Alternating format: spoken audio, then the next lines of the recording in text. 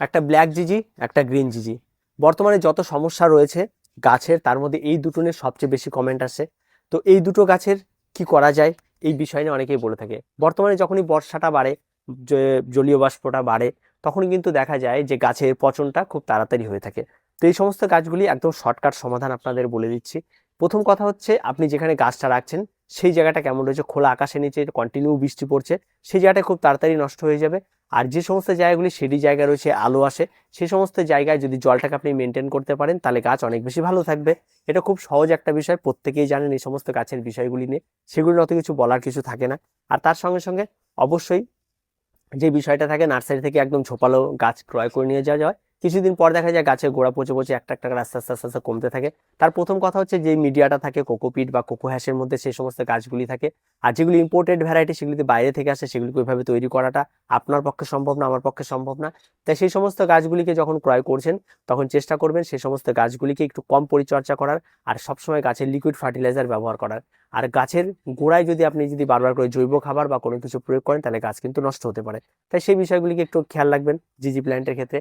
তার সঙ্গে সঙ্গে আপনি বাড়িতে কোথায় গাছটিকে রাখছেন সেই জায়গাটাকে খেয়াল রাখবেন, যেন একটু আলো আসে, বাতাস আসে।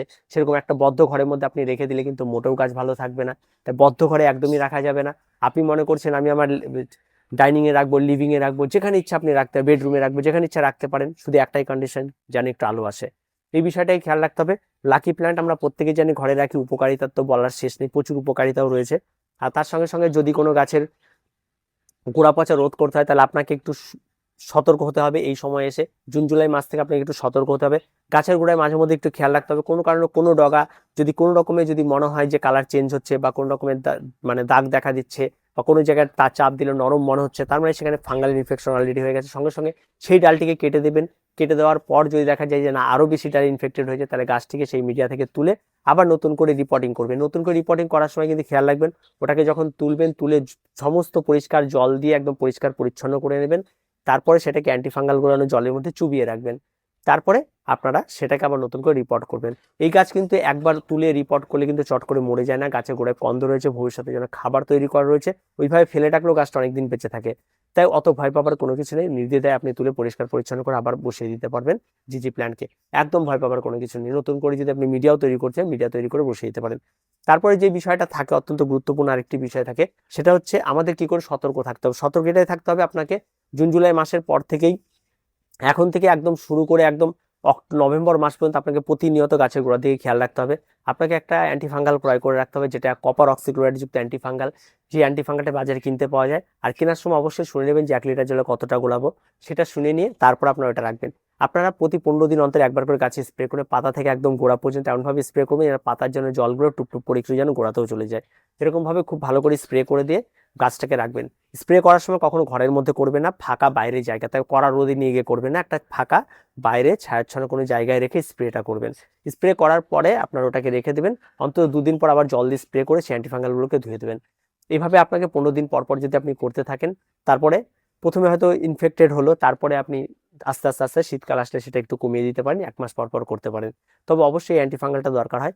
আর পেস্টের আক্রমণ একদমই ঘটে না, তাই অত নিয়ে ভয় পাবার কোনো কিছু নেই। আর এটা যদি ঠিকঠাক করে করেন, তাহলে কিন্তু গাছে প্রবলেমটা হবে না। আর একটা প্রবলেমের মূল কারণ যেটা থাকে জিজি প্ল্যান্টের, বিশেষ করে ব্ল্যাক জিজিতে বেশি হয়, সেটা হচ্ছে আপনার জল। জল আমরা একেবারে অতিরিক্ত জল দিলে কিন্তু গাছ কিন্তু নষ্ট হবে, সেই বিষয়টাকে খেয়াল রাখতে হবে। তাই জল একদমই প্রয়োগ করা যাবে না। যদি কোকোপিট বা কোকোহ্যাসে গাছ থাকে, তাহলে অন্তত মিনিমাম 7 থেকে 10 দিন জল না দিলেও চলে যায়, নির্দ্বিধায় থেকে যাবে। সেখানে সেই বিষয়টাকে খেয়াল রাখতে হবে। এসি ঘরে কিন্তু এই সমস্ত গাছগুলি ভালো থাকে না, এসিতে প্রচুর ড্রাই হয়ে থাকে ওয়েদার, সেক্ষেত্রে কিন্তু সমস্যা তৈরি হতে পারে। তাই খেয়াল রাখবেন একটু এসি ঘর বাদ দিয়ে একটু নর্মাল জায়গায় রাখার, তাহলে কিন্তু আরো ভালো থাকবে গাছ। আর যেটা সবচেয়ে ইম্পর্টেন্ট বিষয় বলছিলাম, জল জল অন্তত অনেকদিন পরে দেবেন। গাছের নিচে যেন কোনো ট্রে না থাকে, ট্রের মধ্যে জল জমে রয়েছে এরকম বিষয় না থাকে, সবসময় খেয়াল রাখবেন। একদম গাছ থাকবে ড্রাই অবস্থায় থাকবে, এবং একবার জল প্রয়োগ করবেন, সম্পূর্ণ জল শুকিয়ে যাবে, আবার জল প্রয়োগ করবেন। এভাবে আপনারা গাছে প্রয়োগ করুন, তাহলে কিন্তু গাছ অনেক বেশি ভালো হয়ে উঠবে। আর তার সঙ্গে সঙ্গে জিজি প্ল্যান্ট কিন্তু একটা লাকি প্ল্যান্ট, তেমন কোনো রকম কোনো পরিচর্যা এই সমস্ত গাছে লাগে না। এই সময় আসলে কম বেশি প্রত্যেকের গাছে একটু সমস্যা দেখা দিলেও ভয় পাবেন না, আবার সেখান থেকে নতুন গাছও তৈরি করে নিতে পারবেন। যেভাবে বললাম সেই প্রসেসগুলো একটু খেয়াল রাখুন, দেখবেন গাছ অনেক বেশি ভালো থাকবে। আর জিজি প্ল্যান্ট হোক আর যে কোনো প্ল্যান্টই হোক, এই বর্ষায় একটু সমস্যা হলে হতে পারে, ফাঙ্গাল ইনফেকশন হলে হতে পারে, কারণ কন্টিনিউ বৃষ্টি চললে এই সমস্যাটি দেখা যায়। আবার বৃষ্টি যখন প্রয়োজন রয়েছে গাছের জন্য, আবার বৃষ্টি তখন ক্ষতিও করে গাছের জন্য। তো যারা কোকোপিট বা কোকো হ্যাশের যে সমস্ত গাছগুলি যায় সেগুলিতে একটু বেশি সমস্যা হবে, যাদের মাটির মিডিয়াতে গাছ রয়েছে তাদের একটু কম সমস্যা হবে। তো মাটির মিডিয়াতে গাছে সমস্যা হবে না তেমন নয়, যাদের মাটিতে ক্যাতক্যাতে রয়েছে, জল ধরতেছে অতিরিক্ত, তাদের ক্ষেত্রে এই সমস্যা দেখা দেবে। যাদেরই দেখা দেয় একটাই সমাধান, আপনারা এইভাবে একটু করুন, এবং গাছ অনেক অনেক বেশি ভালো থাকবে। তো আপনারা এই সমস্ত গাছগুলি কিন্তু আপনারা ক্রয় করতে পারেন। তো যাই হোক, দেখা হচ্ছে পরবর্তী ভিডিওতে। প্রত্যেকে ভালো থাকবেন, প্রত্যেকে সুস্থ থাকবেন, চ্যানেলটিকে অবশ্যই সাবস্ক্রাইব করে রাখবেন।